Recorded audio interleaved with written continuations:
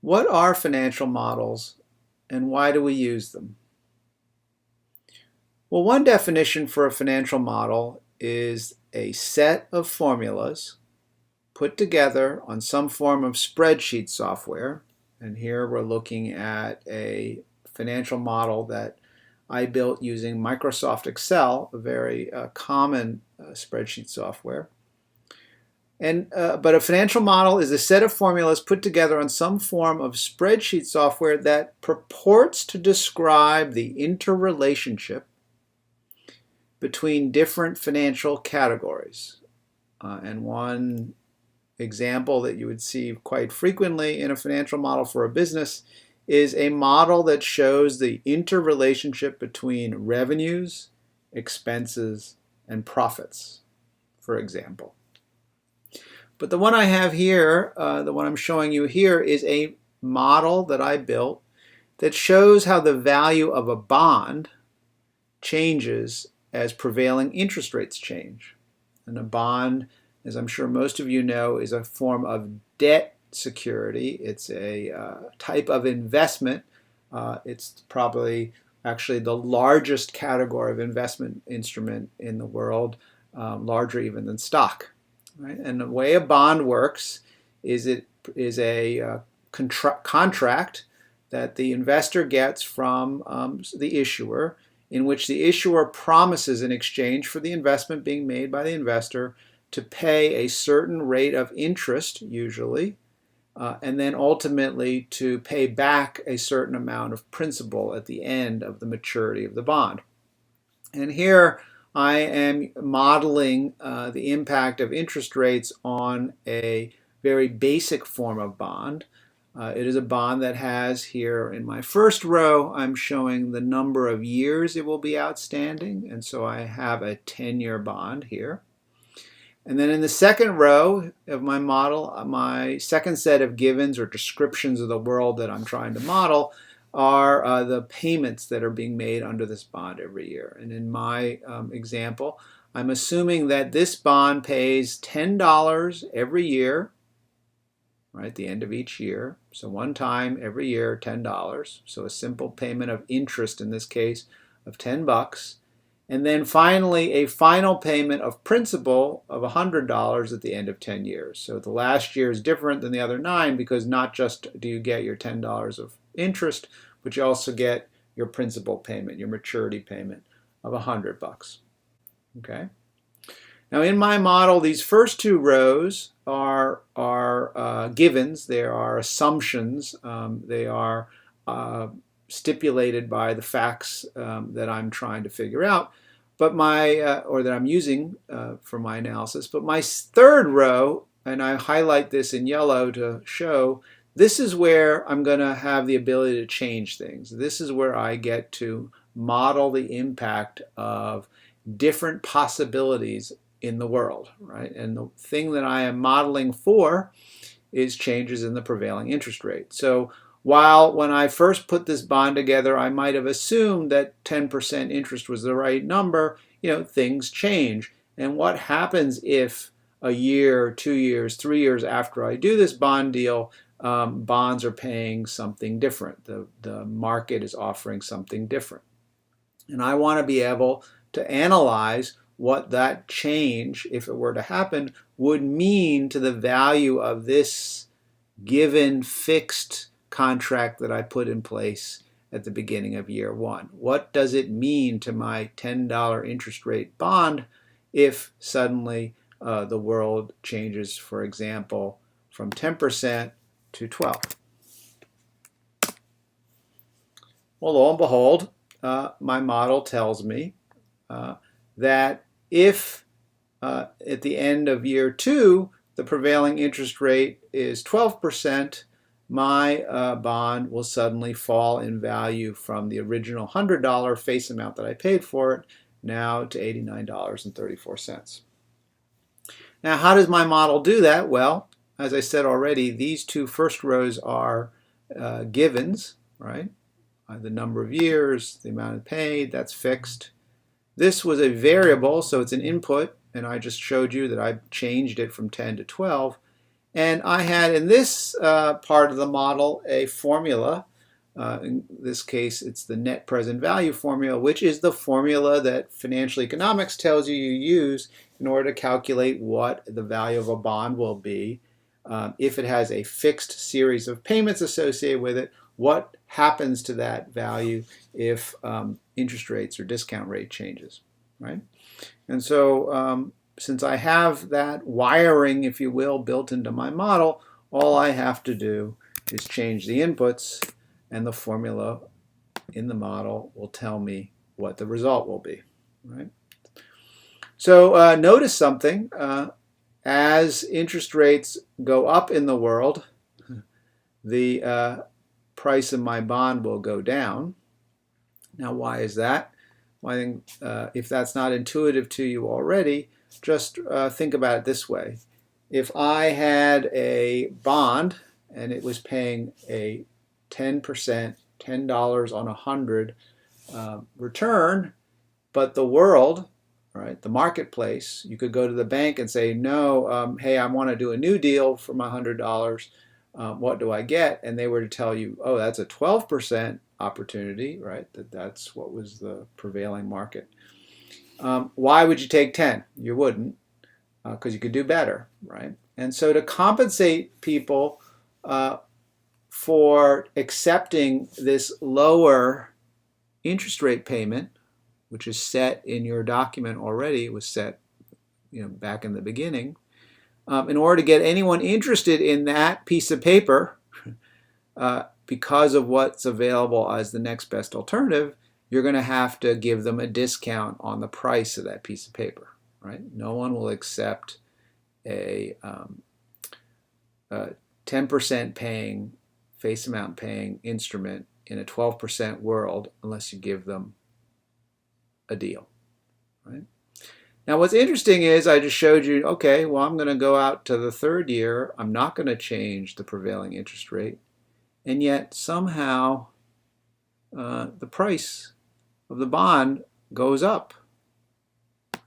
Let's see what happens if we do another year. Once again, discount gets smaller. The value of the bond starts going up, even though I've not changed the prevailing interest rate. That's interesting. All right, well, let's try something else. Let's say if instead of having prevailing interest rates go above the stated rate that's being paid on my bond, I go the other way. What happens then? Wow, look. If the prevailing interest rate swings and instead of being higher than my initial rate, it's now lower, I suddenly make more money than my original $100. Now, again, that shouldn't be surprising when you think about it. It's the inverse of what we just talked about. If you offered someone the ability to get $10 on 100 in a world where they're only paying 8, you'd expect a little premium on your purchase, on your transaction, because why would you give away something that's paying out 10 when the rest of the world's only paying out 8 unless you were compensated up front for the fact that your instrument has a higher cash flow associated with it than what is market, right? But here's something interesting, right? Because remember, we understood that you were going to get less for your bond if the rates go up, but we're not quite sure why year over year that discount starts to go away. And here we see that you get more if the prevailing rates are lower. But let's see what happens as time goes on.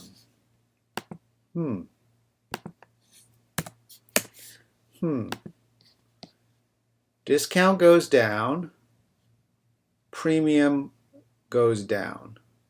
So we seem to be getting closer and closer to a final price, the original $100 face amount, either way, right? So this seems to reverse itself. They seem to be balanced out.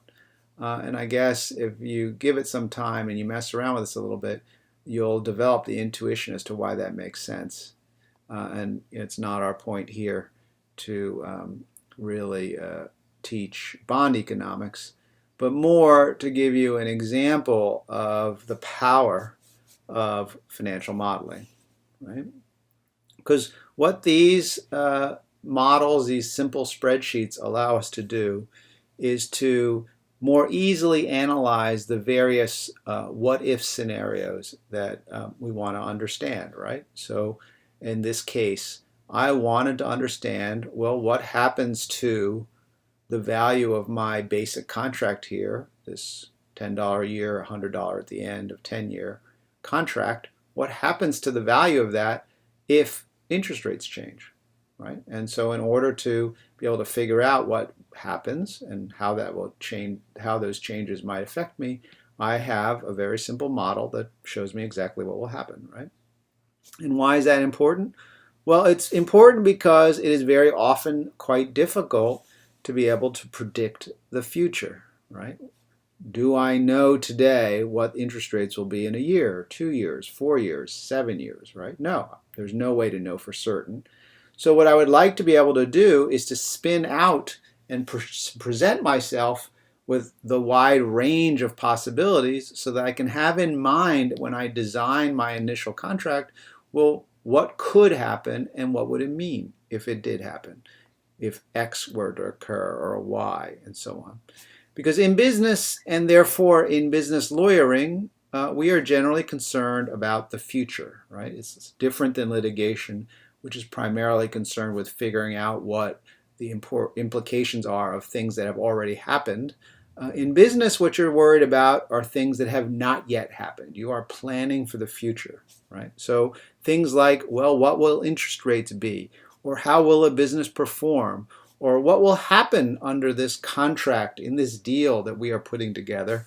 Those are all questions that involve the future and therefore require us to deal with the uncertainty that always comes with the future, right? We can't know for sure what's going to happen. And so our deals, our documents, our structures have to contemplate all the various possibilities.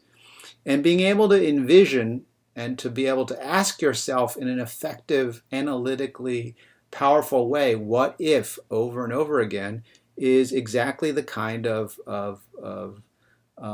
challenge that financial modeling is responsive to, right?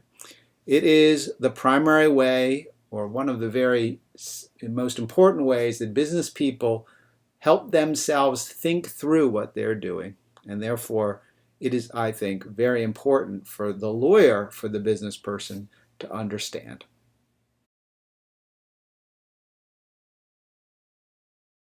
Okay, so I've told you I think it's important that you understand how financial modeling works. And so to give you a little bit of a introduction into the nitty-gritty of building a financial model, I want to spend a few minutes giving you a quick tour of Excel, which, as I mentioned already, is Microsoft Office's spreadsheeting software. It's probably the most popular spreadsheeting software out there, and probably the primary tool that business people use to build financial models.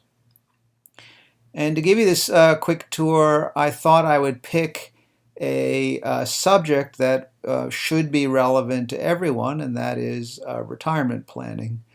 What I have done here is build a fairly simple model using, again, Excel from Microsoft that tries to answer the question, how much should I be saving every year in order to reach my stipulated retirement goals?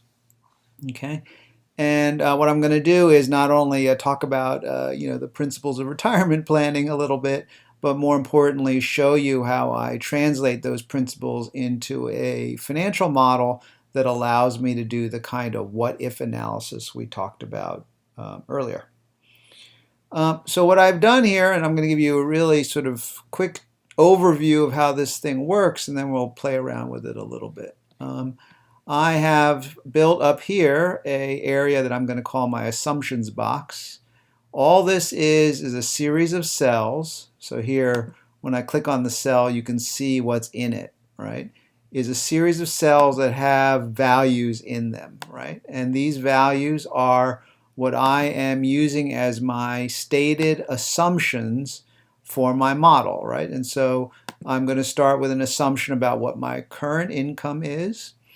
I'm going to have another assumption about what inflation is expected to be over my lifetime, what percentage of my current income I need to replace in retirement. And so here, 60% is actually a very commonly used assumption for retirement planning based on the idea that it's a lot cheaper to be a retiree than it is to be a worker because you don't have commuting expenses and things like that. Obviously, that could be wrong, and actually, there's a lot of studies lately that show that this number is too low. But again, it's a variable that we can change, and so maybe later on we'll play around with it a little bit. Drawdown rate is a number that you use to guess, or not to guess, but to specify how much of your accumulated retirement savings you are allowing yourself to spend every year. The trick with a drawdown rate is to make sure that you spend your nest egg at a rate that makes sure that you don't outlive it. And so there are a lot of people who've built various rules of thumb around what a prudent drawdown rate is. 4% is probably the most commonly used number. Again, there's been a lot of studies about what the right number needs to be. There's some debate about whether 4% is too high given the low interest rate environment we're in. But in any event, we can change it later. But I'm using for the time being the sort of most popular assumed rate of drawdown being 5%. And then this, 4%. And then this is savings premium, or actually more commonly called the equity premium. And that is what the assumed rate of return on your savings is, in this case, over and above the rate of return that comes because of inflation, right? So the assumption is that if you invest money in some sort of reasonable retirement savings program, you're going to make some return that both compensates you for the fact that inflation is going on, but also provides you some kind of premium equity return or something like an equity return over and above that inflation rate. And so what this number, 5%, really represents is a assumed 7% rate of return on your savings. Okay. The historical rate of return on equities has been around 8. That's been for the past 50 years or so, which most people point out has been probably the best equity markets ever in human history. And so there's a lot of belief that that number may be very high, and that's 8 gross, including cost of money. So that would be a 6 here. And so the question is 5 conservative enough? Lots of financial planners use 5. A lot are suggesting the number should be lower. So we'll see what, again, it means if we want to change that number in our calculations. Okay, but again, these are all variables that we simply input based on our best guess as to what we think the future will hold. And given those inputs, we're asking ourselves the question, well, if I were to retire 5 years from now, 10, 15, 20, all the way up to 40, so we've built a little matrix here so we can do a little what if analysis. Well, how much will I need to be able to spend if these assumptions are correct, right? And in order to be able to reach that level of spending to fund it at the drawdown rate that I'm assuming, how much money will I need to have in the bank? And in order to achieve that level of savings, how much money do I have to save now every year from my income in order to get to that goal? All right, so let's dig into this a little bit. All right, so this is just an input, right? This is a defined variable in my model, right? 5 years, 10 years, 15 years, 20 years. That's just specified by me, so I just put in the number 5, 10, 15, 20. You can see up here what's inside the cell. But here's where I get to do some real crunching, right? So how do I calculate what the spending rate is going to be? Well, as I told you, I am assuming that it's driven off of whatever my current income is, or I could use what my guesstimate is of what my future income is going to be and then apply the replacement rate. But what I did was I said, okay, well, my best guess is to take what I got right now, or to just use a random number. In this case, 100,000 is pretty cool because lo and behold, if I change that number to 500,000, you'll see, look, just pick this, just look at this number for a moment, right? That's what it is at 100. What is it at 500?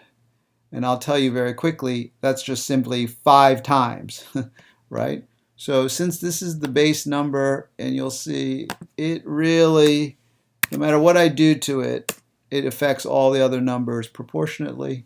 And so using 100 as a base is probably not a bad way to do our illustrations, because then in your mind you can just say, oh, it's twice as much if it's 200, or 3 times as much if it's 300, all right?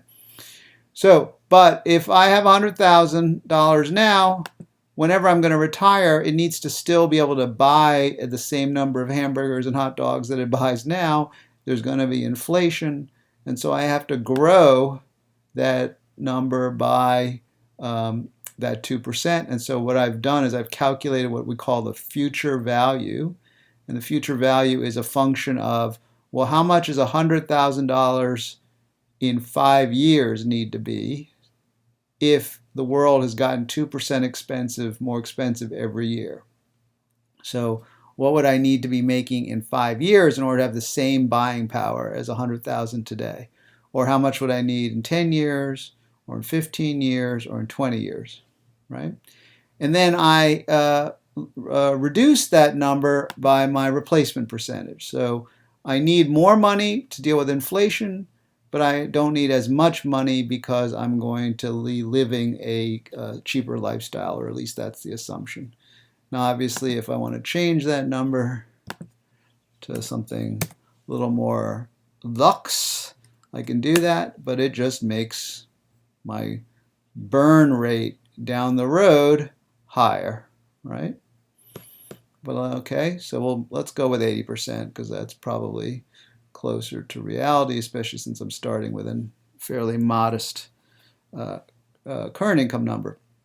Okay, so let's just focus on a 5-year plan. So can I retire like soon? Well, in order to hit that 5-year plan with these kinds of numbers, I'd have to be able to spend 88 grand. Well, how much money would I have to have in the bank in order to fund 88 grand? Well, if my drawdown rate is 4%, well, I take the number I'm going to spend, B10, 88,000, and divide it by my permitted drawdown rate, which is 4% or 0.04, right? Because that tells me what principal amount, how much savings I need in order to fund this.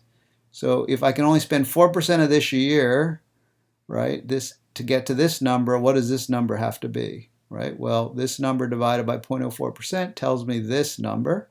So I would need $2.2 million in order to hit that goal, right? And obviously, as that goal gets bigger, so the amount I need gets bigger, the amount I have to have saved also gets bigger, right? And well, the amount I need gets bigger every year because of inflation, right? So the amount I have to save also gets bigger in order to satisfy that larger and larger target, okay? But what's interesting is the amount I actually have to save every year in order to fund this larger and larger target actually gets smaller and smaller, right? Because why? Why is it that in order to fund a bigger and bigger and bigger amount, as we go out farther and farther, I only have to put away less and less every year? And that's something Benjamin Franklin once told us, a penny saved is a penny earned. That's the power of compound interest, right? So yeah, if I wanted to have $2.2 million in the bank in the next 5 years, I'd have to be shoveling a heck of a lot of money into the bank every year, right? So that's what this calculation shows me, right? How much do I have to put in the bank every year, earning 7% a year, 5 plus 2, in order to get to this goal in 5 years? Well, I have to start putting about $400,000 a year for the next 5 years to get there, right? Because I just don't have enough time to have my savings compound into a bigger and bigger number because I only got 5 years. Whereas if I give myself 40 years, right, I only need $22,000 a year in order to reach my goal, even though my goal is twice as large, right? I need $4.4 million in order to hit my funding requirement. But I only have to put $22,000 a year away, so much less, so much more achievable than the 5-year plan, right? Well, what's the moral of that story? What did I learn by doing this what-if analysis, this sort of financial modeling? Well, I've learned that starting my savings plan early in life has a huge benefit to me, right? Is this an achievable goal if I only have $100,000 a year of current income?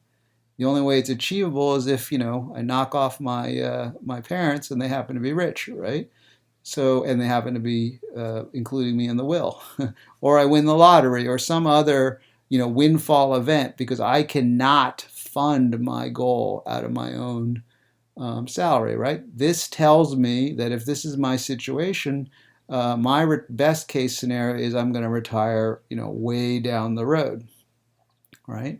Because I need the power of compounding to get me to my result. On the other hand, it also tells me that, hey, with $22,000 a year, assuming I give myself 40 years or 35 years at 28, I can make it, right? I can hit the target. Of course, even at 35 and 40 years, the other moral of the story is I have to save 22 to 28%, right, of my current income in order to reach this funding goal, right? That's a very significant percentage. The average savings rate in the United States is in the single digits, nowhere near this kind of level based on this kind of model. So that ought also be a little bit interesting from a financial modeling point of view. Well, what else can I do? All right, so okay, that was interesting, but can I make the analysis even more powerful? All right, well, let's assume that I know that I've got 40 years to go because I'm in my mid-20s. So I'm going to put 40 in here for the moment. I have already. This, again, is another version of the same data, same analysis. But now instead what I've done is I've said to myself, okay, 40 years, otherwise this is all true. But what I want to see is the sensitivity of my answer, right? So here was my answer at 40 years, $22,121, okay? But that assumed a 4% drawdown rate, meaning the rate at which I could safely take money out of my nest egg, and a 5% equity premium for my ramp up, my savings along the way. Those were my assumptions, right? And well, how sensitive is the result to those assumptions being correct? Because probably those are the things I have the least control over, right? I mean, I know what my income is. Inflation, well, it is what it is. But since I've included it as a separate item from savings premium, it's probably not going to be the thing that knocks me out one way or the other. My percentage replacement, again, probably not a lot of variability there. But drawdown rate, okay, what can I assume would be a safe return, a safe utilization rate once I've retired, and how much money am I going to make on my savings in this compounding model? Those are things that are way out of my control, right? and could change dramatically over the next 40 years. And so it's really about a guess about what the rates of return are going to be on savings, what the stock market's going to do, et cetera. And so since I can't control those, I'm interested in seeing, well, how sensitive the result, my $22,000 plan of annual savings, is to those assumptions being right. All right. And so what I've done is I've given myself a range of different assumptions. So let's say instead of being able to spend 4% of my nest egg, I feel in the real world down the road that I'm only able to do 3%. Right? For some reason, because the way the world has gone, I'm just not comfortable spending as much money. One of the biggest reasons people talk about is because we are living longer, right? One of the reasons why 4% is safe is because, hey, you're going to die one day, and so you really aren't spending this forever. You're spending it for a certain limited period of time. Well, if people start living longer, this 4% rate starts becoming less comfortable, right? And in 40 years from now, what's modern medicine going to do? Maybe it's going to make us live to our mid hundreds, in which case we have to burn through our nest egg a heck of a lot slower, right? Well, look what happens in this world, assuming I'm still at the 5% market return, a shift from 4 to 3 means I have to be saving, $7,000 a year more, which is 7% more.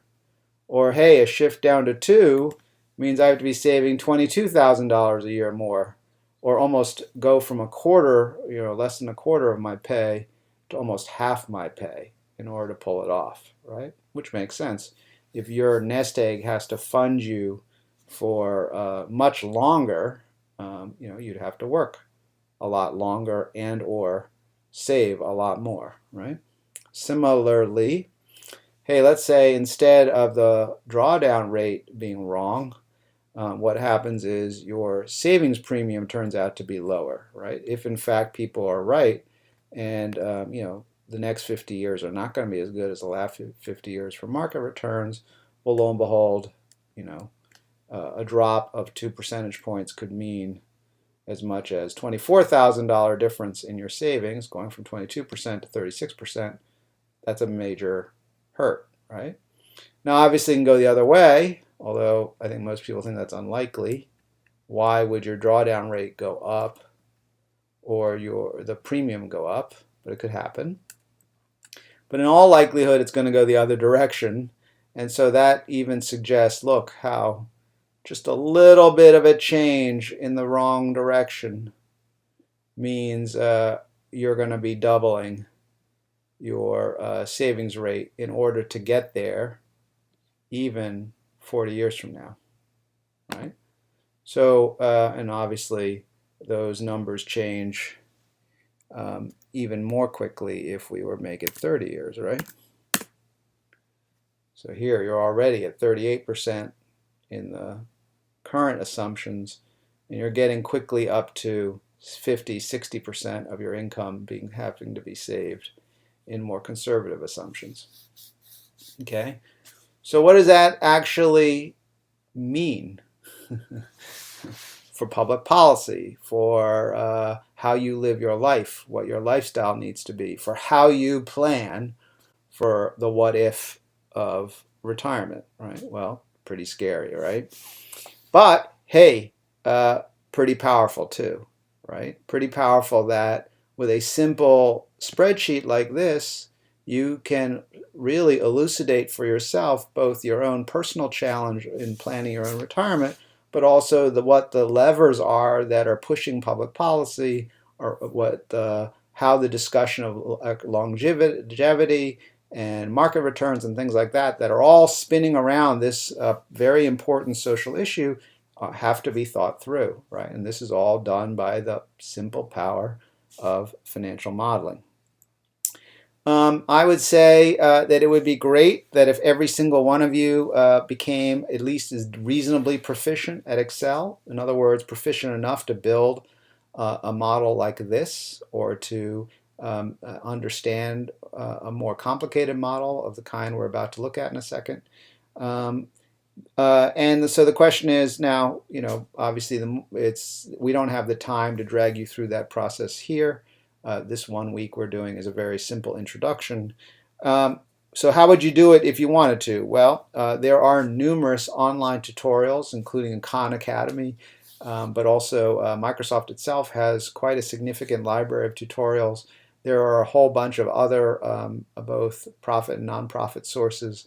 So a great one that people love is lynda.com, although that costs money. But there are tons of online resources for learning Excel.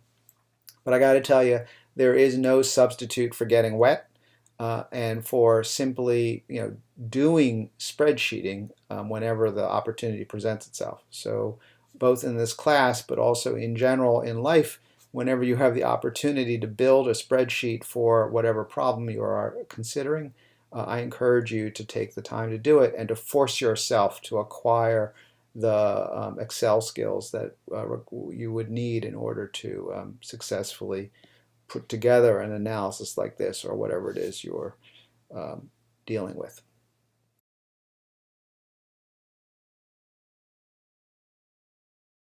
So in our scenario for Unit 1, Rose has asked her accountants to put together a financial model for the investment in the house.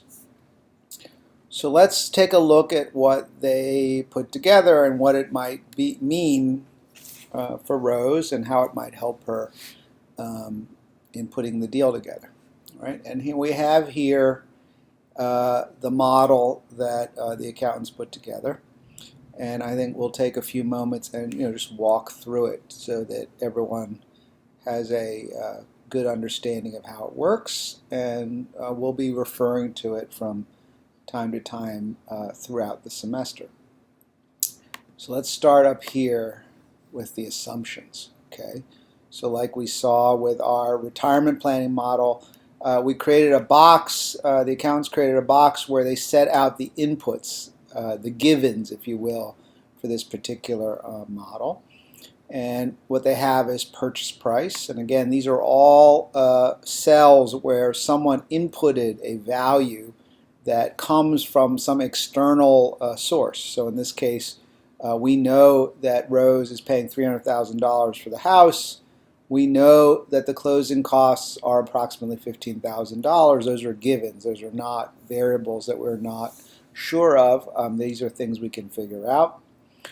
We know she has budgeted $30,000 for the repairs, and that yields a total cost of $345,000. And as you can see, we automated that calculation inside of the spreadsheet because the total was the sum of these three components. We know that the bank is only willing to lend 75 cents on the dollar and requiring that of the total costs, at least 25% of the amount being spent be provided by equity, meaning by the owners, that they have to put it up in cash. They can't borrow it from the bank. So that's a calculation right here, right? So this is the total cash required. 25% of it must be in cash. So 25%, this number of this number is this number. But again, we've automated it because, we're building a model. And so the more we can have it be automated by the inputs we put in, not requiring someone to separately input this calculation, the better. Right? So if it turned out that we needed 310,000, it would automatically calculate the new requirement and the new equity required and what the new mortgage would be, right? So, but we know that's not the case, so but we'll go back. This tells us, therefore, that someone's going to have to come up with $86,250 to get this deal done. The bank is going to loan us the rest. So this number minus this number equals the rest. We've been told that the bank is going to collect 5% interest.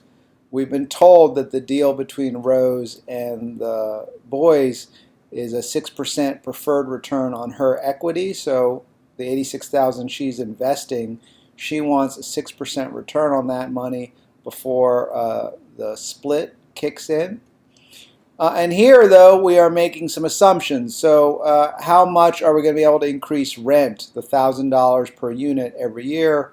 And the assumption is in this model that 3%, so slightly more than probably what most people believe inflation is going to be, but not aggressively so.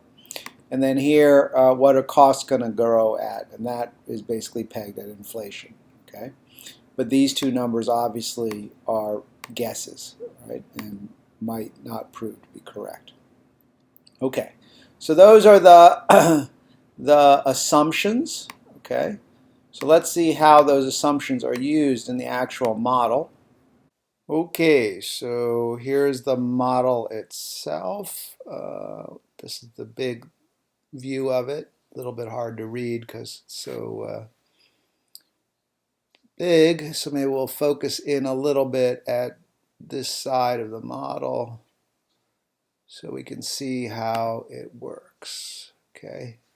But basically what we're talking about is 15 years worth of predictions about the future.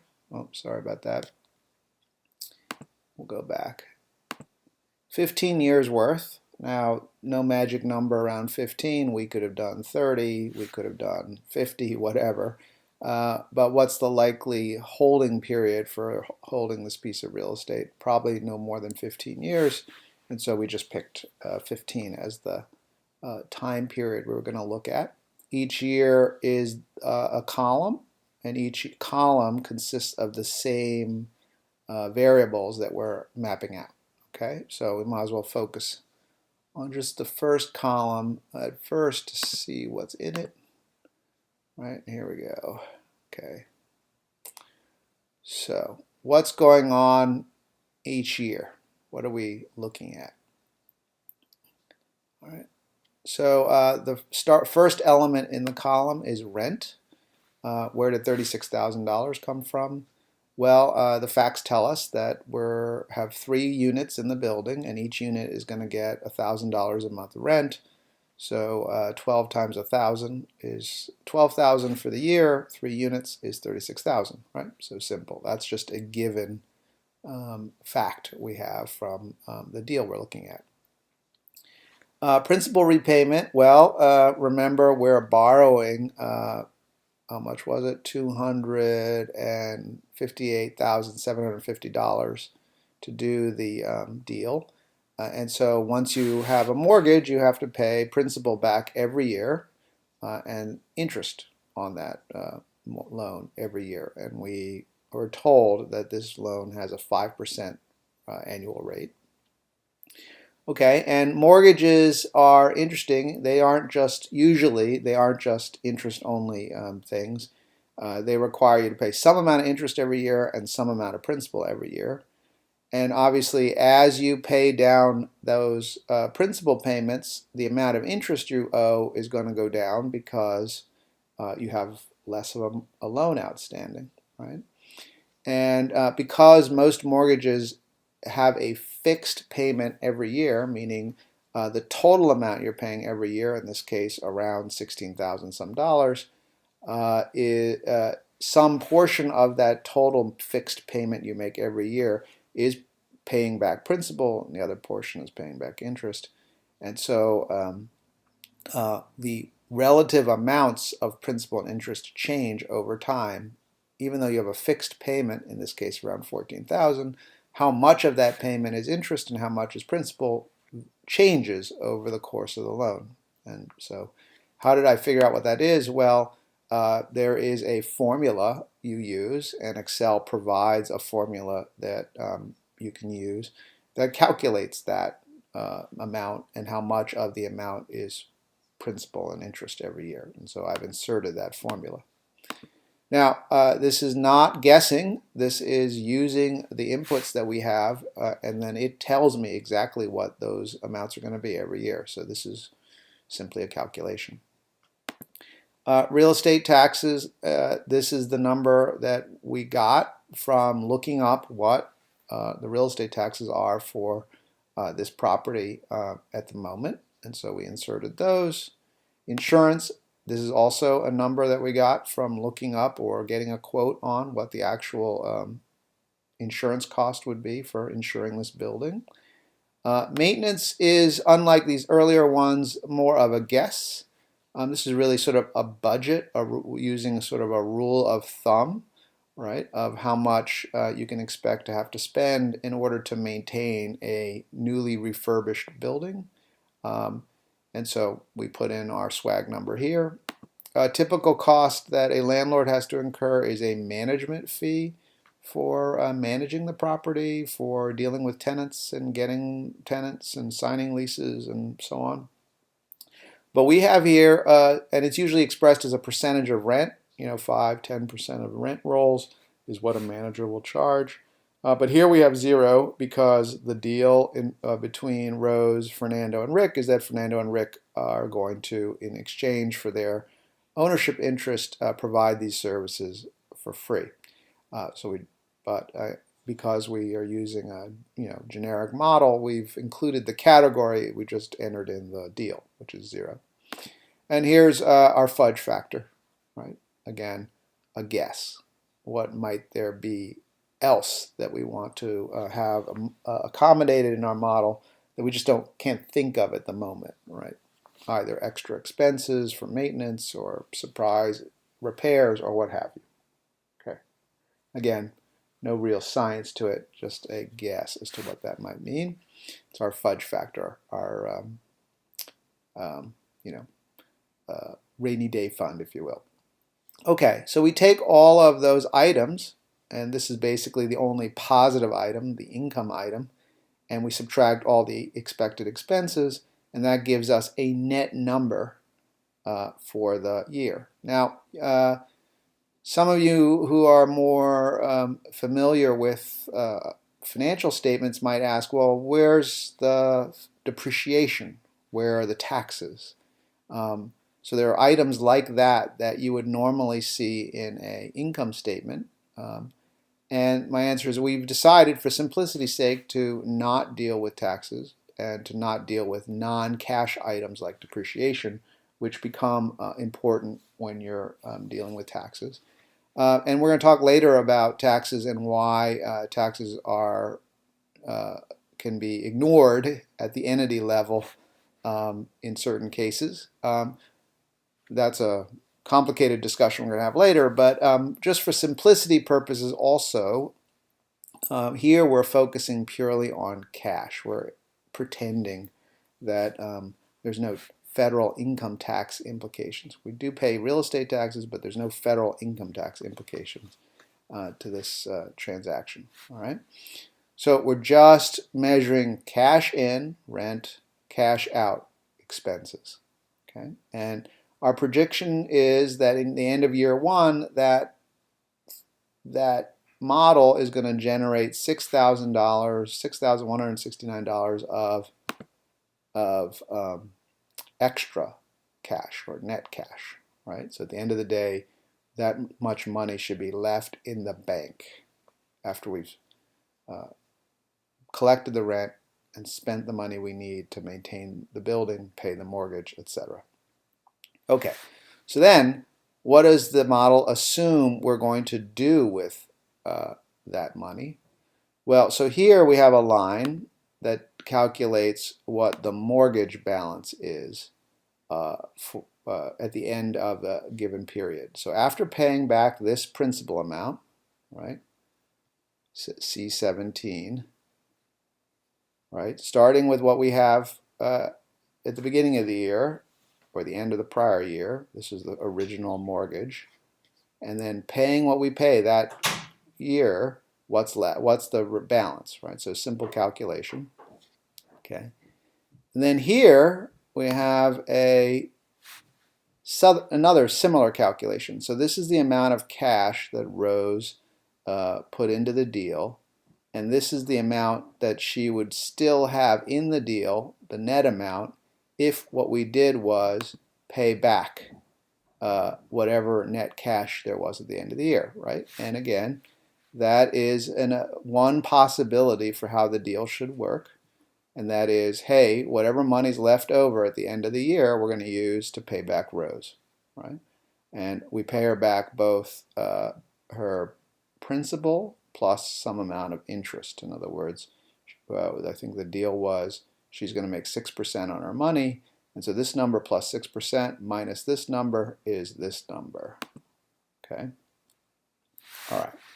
So that has us at the end of the year having cash left over from operations and then using that cash to pay down Rose's cash investment in the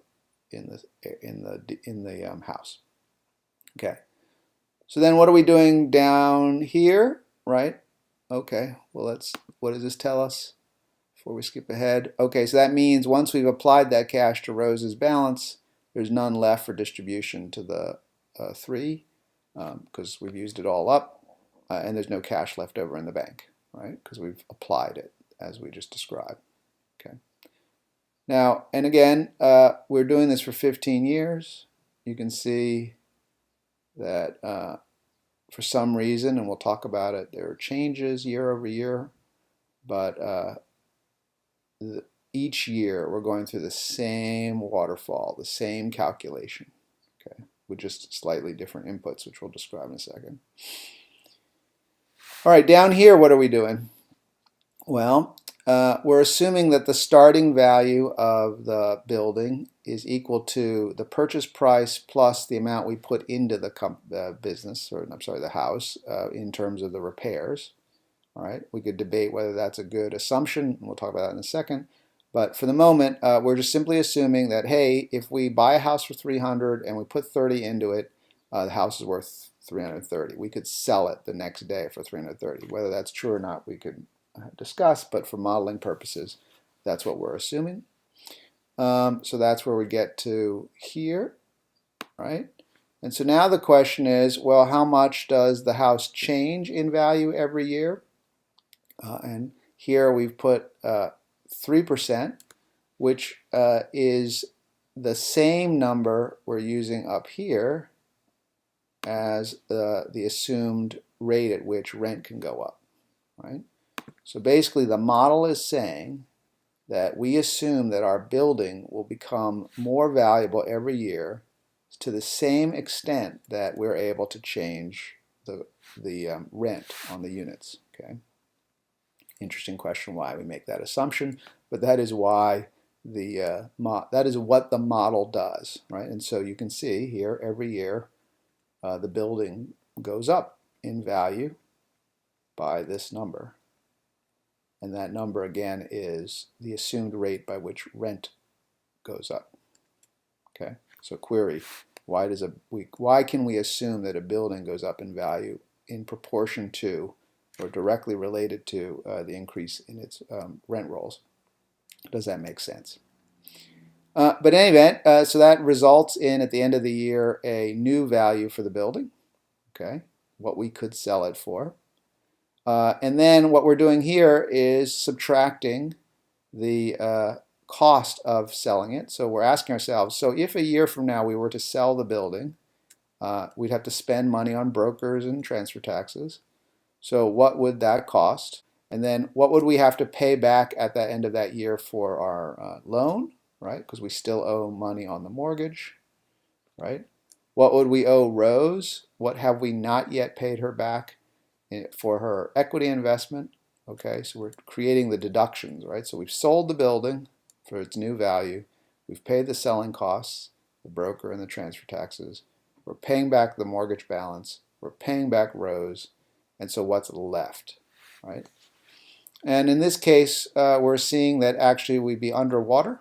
The proceeds, because of the transfer expenses and selling costs, would not be enough to fully pay back Rose, and so the deal would be underwater, as we say.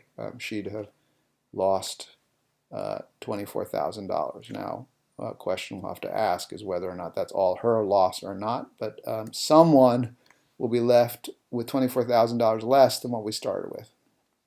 Okay? And then this number is simply a calculation of that net number plus, if to the extent there were any cash balances, what those cash balances were. But since there are no cash balances, the numbers are the same. Okay? So that's how each year works. That's what's in the columns. And the next question is, well, how do they change year over year?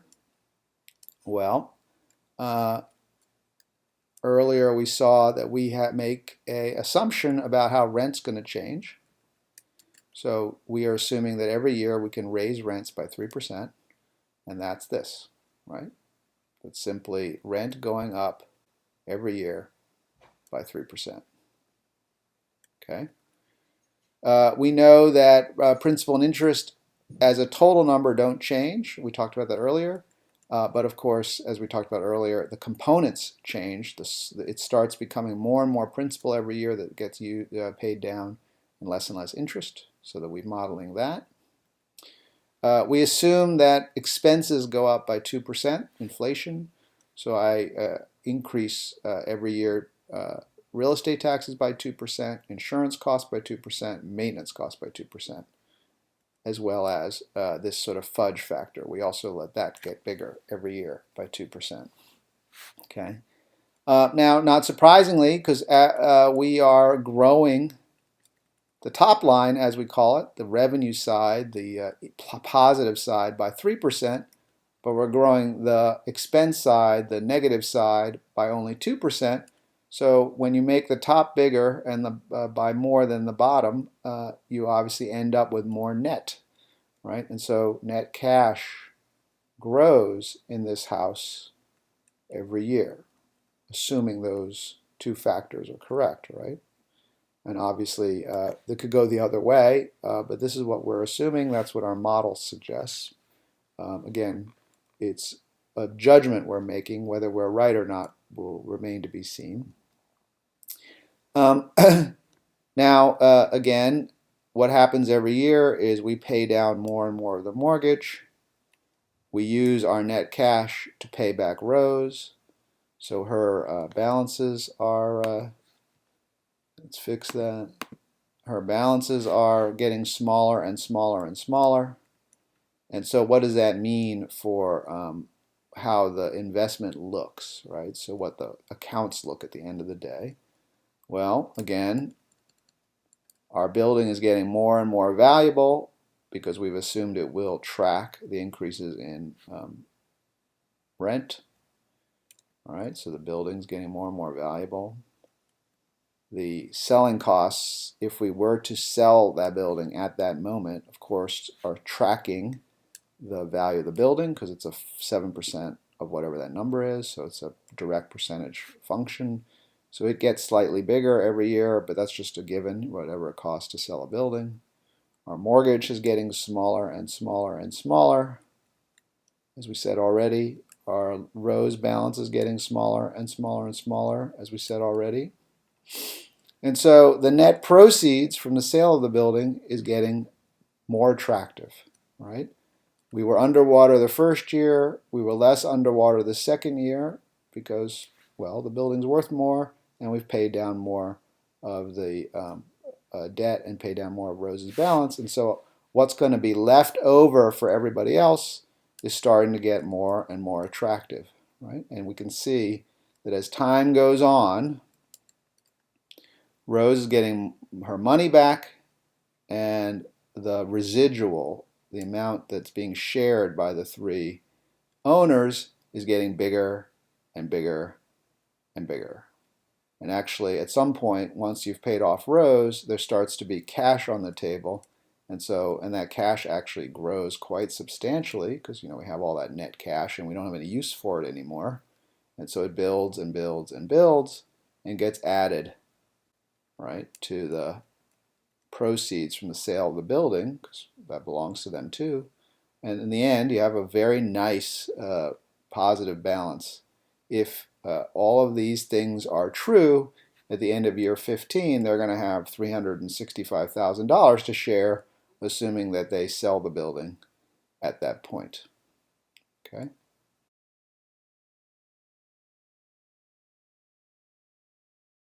Okay, so now that we understand how the model works and what it's doing, what can we do with it? What kind of questions can we ask and answer? How does it help us do a better job representing our clients in this situation?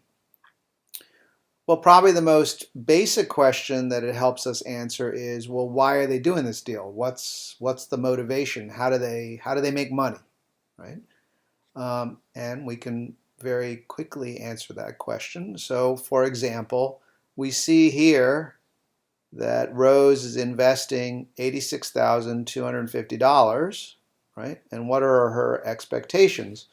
Well, her expectations are that over time, and as we see it here, her money will get paid back plus the 6% return, right? So one answer to the question of, well, why are you doing this is, well, hey, I'm going to put my money in, and what I can tell from the model is that assuming all these assumptions are correct, it looks like this my money is going to get paid back over the next 10 to 11 years, and I'm going to get a nice return on my money. And in this environment, a 6% return is probably pretty attractive, especially given if you assume all this to be correct and you're comfortable with it, what looks like a pretty riskless situation, right? Because except for the first 2 years here, right, it looks like it's pretty likely that Rose will get all of her money back plus her 6% in pretty much every scenario we have down the road, right? Now, of course, that assumes that these kind of increases are correct, but really that's for the client to decide that they're comfortable with, right? Also, well, so what's in it for Rick and Fernando? Well, again, here we're seeing what's the reward for being an owner in this business, right? The punchline is, hey, you do this for 15 years and it looks like, and these numbers turn out to be correct, well, you're going to be sharing in a $365,000 payday, right? And so, well, what's their share of that? What's 40% of $365,000 is $146,000, right? So would you be willing to work to do the deal that's being presented to you, i.e., work on the repairs over the summer for your new building, and then manage that building over the course of 15 years by finding tenants and collecting rent and doing repairs and maintenance? Is that are you willing to put that contribution in of that kind of sweat equity in exchange for $146,000? So that's a question for Rick and Fernando, but assuming the answer is yes, that's really the economics of the deal they're making with Rose. And so you can understand, again, better what is motivating them to do this deal. What other questions can you ask that are useful? Well, there are a few assumptions that as the lawyer you might want to test. For example, assuming that this description of the deal is what Rose thinks is going to happen, you might want to ask and make sure that she's right. So for example, notice what's going on here, right? This 25%, meaning the amount that the bank is going to require as a down payment, is applied, right, when it's calculated to what? It's applied to this number, right? This number being the total cash requirement, right? So this is a assumption that the amount of financing that's available is 75% of the total cash required for the deal, including both purchase price, closing costs, and repairs. And so that's a question that an astute lawyer would ask Rose. Have you actually talked to the bank about what they're willing to lend against?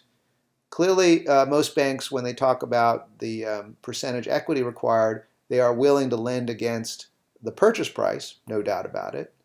But then it becomes less clear whether or not they're willing to lend against the closing costs and the repairs, although they often are, right? But if they're not, so for example, if they were only willing to lend against the purchase price and only lend 75% of that purchase price, well, all of a sudden, this number would drop down to, let's see, 75% of 300 let's see, that equals 0.75, too old to do this math in my head, is $225,000, right? And so about $35,000 or so less, or $35,000 less than what Rose is expecting. Well, where's that money going to come from if she actually doesn't, if she misunderstands what the bank is willing to do, right? Suddenly this number is going to get a lot bigger, right? And so, yeah, it might be worth, once you look at this, making sure that this model is correct, i.e. by making sure that what the bank is offering was understood by your client correctly. Are they in fact willing to lend against all of this as value versus just some part of it, right?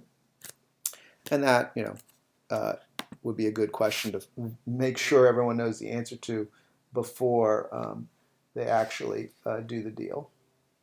Another question you might ask is, well, hey, I see out here the accountant is assuming that as net cash is created and is not then anymore needed to pay back Rose's initial investment, that we assume that it will accumulate.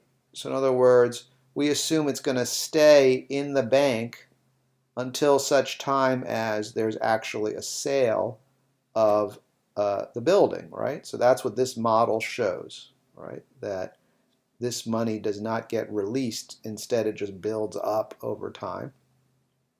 Now, is that really what you want? Is that really what the clients want? Or should instead the documents be prepared and assume that these leftover amounts, the net amounts every year, get distributed? Is it all of it or some portion of it? Should we keep some behind? Should we use it to pay down the mortgage more quickly rather than distribute it as cash? Right? Good question. A more sophisticated question would be to say, hey, let's look at this ratio of mortgage to value, right? So here's the mortgage balance, and we're going to divide it by the value of the house, okay? We're going to express that as a percentage, right? And we're going to see how that changes, right? Something we could just do for fun, right? And what is this telling us? It is telling us that while the value of the mortgage relative to the value of the house starts out at 75%, that percentage declines. And why is that? Well, because the mortgage is going down, right? The balance as we're paying it off is going down, and the value of the house is going up, right? So we're going in two opposite directions, and so obviously the percentage that the mortgage represents to the total value is going down, right? Simple math. Well, and why is that interesting? Well, it presents an opportunity as time goes on to refinance the mortgage.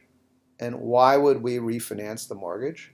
Well, because as this number goes farther and farther down, we can then put back 75% of the value on the house as a loan, and we can use the proceeds from that loan to pay off more quickly Rose's investment. Okay? And why would we want to do that? Well, because Rose's investment is earning a 6% return, and the cost of money from a bank at this point is only 5, right? And who knows what it will be down the road, right? And because there's a difference between those two numbers, there's an opportunity for what we call arbitrage. And that arbitrage inures to the benefit of the people who get what's left over, i.e. The owners, right? And so it might be a smart idea down the road, or to assume that pretty quickly, long before we get to year 15, not only are we going to have to specify what happens with net cash, we're going to have to specify and contemplate the possibility of a refinancing and what that would mean for the deal. All right? But that's a pretty sophisticated analysis, but certainly one that an experienced real estate lawyer would have in the back of their minds as they're doing this deal. Okay, well, and then some really basic questions you might want to ask your client. Well, so suppose what happens if this is wrong and that we can't increase rent?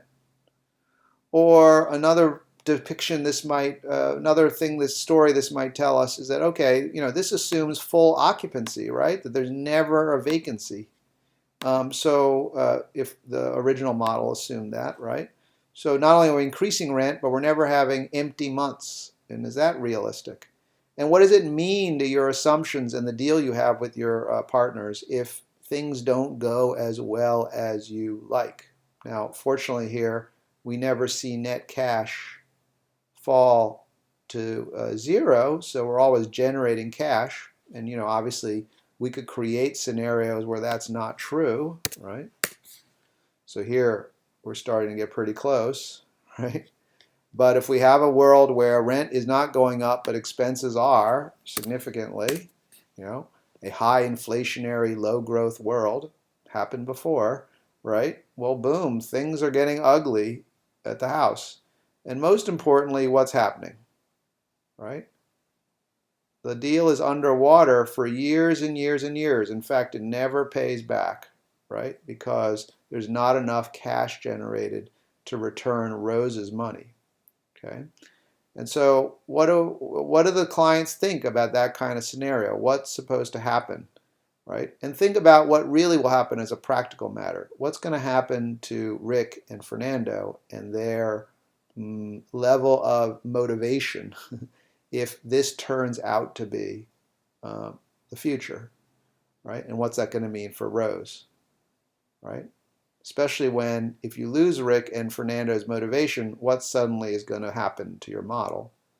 Well, something like this, right? And it only gets worse, right?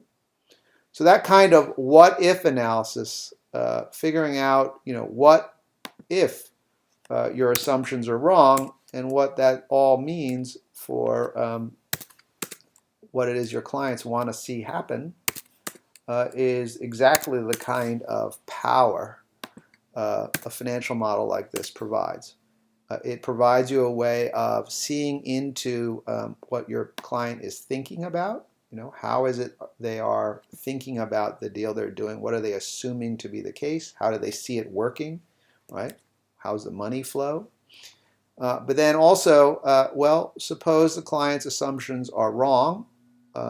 Where are the risks? Where are the potential surprises that the deal has to contemplate and that you want to have thought of in helping them figure out a good structure?